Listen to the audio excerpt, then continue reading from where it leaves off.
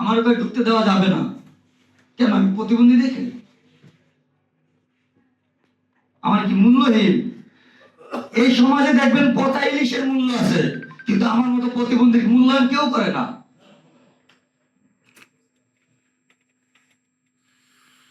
আমাদের কি বাঁচার অধিকার নাই? আপনি দেখেন পিছনের গভর্নমেন্ট ভূমিহীনরে, যারা ভূমিদস্যু তাদেরকে মাথা রাখা ঠাই দিয়েছে। আপনি দেখেন তো একটা মানুষ যার ভিটা নাই ওই লোকটা ভিটা পাইছে কিনা? যার দুইটা বাড়ি আছে ওই ঠিকই পাইছে, কিন্তু যার কিছু নাই ওই কিন্তু কিছু পায় নাই। আমার কিন্তু কোথায় মাথা রাখার জায়গা নাই, কিন্তু আমি কিন্তু কিছু পাই নাই।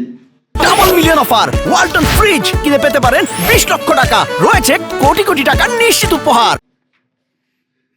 গভর্নমেন্ট 850 টাকা ভাতা দিচ্ছে, আমার মেয়েদের পিছে মাসে 12,000 টাকা খরচ হয়, আমার ঘর ভাড়া মাসে 8,500 টাকা, আমার নিজের ওষুধ খরচ, সংসার খরচ, তাইলে 850 টাকা দিয়ে এগুলো দিয়ে চলা সম্ভব? আমি যদি আজকে ভিক্ষা করতাম আপনার ঘরে বোঝা হইতাম, সেই ক্ষেত্রে আমি সেটা না করে আমার ফ্যামিলিকে আমার ঘরে বোঝা রেখে আমি চলতেছি, এটাও কি আমার অপরাধ?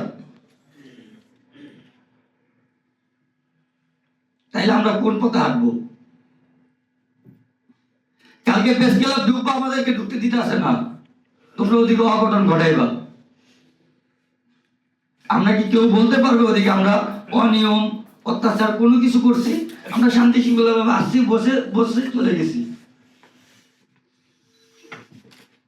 লাস্টে একটা কথা বলি, গভর্নমেন্ট বলছে হাইকোর্টের থেকে এটা অর্ডার দিচ্ছে, এটা অবৈধ। আমি অবৈধ যান দিয়ে দিচ্ছি, ওনার অবৈধ যান উনি নিয়ে যান। সেক্ষেত্রে আমার কর্মস্থান দিতে হবে, আমার বাসস্থান দিতে হবে, আমার সংসারের দায়িত্ব তাদের নিতে হবে, আমার দায়িত্ব তাদের নিতে হবে। আমি কিছু চাচ্ছি না। আর যদি তাদের কাছে এটাও বোঝা মনে হয় আমার সাথে যে স্বাস্থ্য প্রতিবন্ধী আছে আমি এক সিরিয়ালে দাঁড় করাবো, তার জন্য একবারে ব্যানিশ করে দেয়। কারণ এটা মূল্যহীন সমাজ, এদিকে আমার কোনো মূল্য নাই। আমি কিন্তু প্রতিবন্ধী ছিলাম না, আমি একজন কেমিস্ট ছিলাম। আমি মূর্খ, তাও আমি একজন কেমিস্ট ছিলাম। আপনারা যেগুলো দেয়া শেভ করেন ফোম স্কিন ফেস ওয়াশ, আমি এগুলোর কেমিস্ট ছিলাম। আমি এক অ্যাক্সিডেন্টে কিন্তু আমার এই পরিণতি। আমার এদিক থেকে এই পর্যন্ত 8টা পাইপ সেটিং করা, আমার পেটে যদি কেউ হালকাভাবে একটা ধাক্কা দেয় আমি টাকা ডেট হয়ে যাবো। তাইলে আমার কে কর্মটা দেবো? আপনাদের কাছে আমার প্রশ্ন।